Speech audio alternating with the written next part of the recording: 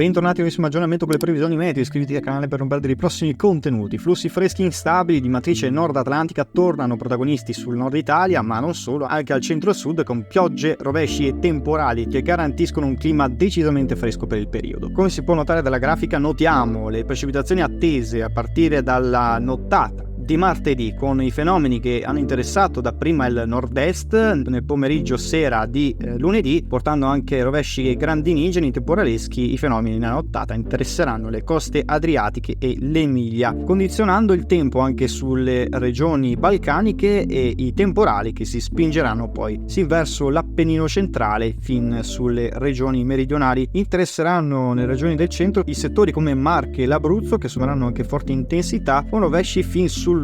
Soleggiato invece sulle coste tirreniche, a parte qualche piovasco sulla Campania. Anche qui sulla Campania, sulla Basilicata e il Messinese, avremo qualche rovescio temporale che comunque si attenuerà in serata, ma proprio dal tardo pomeriggio sera si formeranno nuovi rovesci e temporali anche forti, accompagnati da grandine fino a piccole e anche medie dimensioni sulle prealpi lombardo-venete, che qui assumeranno anche carattere di nubifragio. Questi temporali saranno seguiti appunto da un nuovo fronte instabile nord atlantico da nord-ovest, interessando principalmente il Triveneto, soprattutto quindi la regione del Veneto e del Trentino, in parte anche sulla Lombardia nel corso della mattinata, con fenomeni in estensione non solo sul Veneto, sul Trentino, ma anche sulla Lombardia. I fenomeni saranno tendenti poi a viaggiare verso le regioni dell'Appennino tosco-emiliano, interessando poi nel pomeriggio anche tutto quanto il versante tirrenico, con piogge e temporali anche frequenti sul settore laziale abruzzese e al sud, con temporali in sconfinamento alla costa ionica della Calabria. Rimarrà invece stabile la situazione, con cieli poco nuvolosi sulla Sardegna, a parte il passaggio di velature, e come si nota a partire dalla serata di mercoledì tutta la penisola si troverà con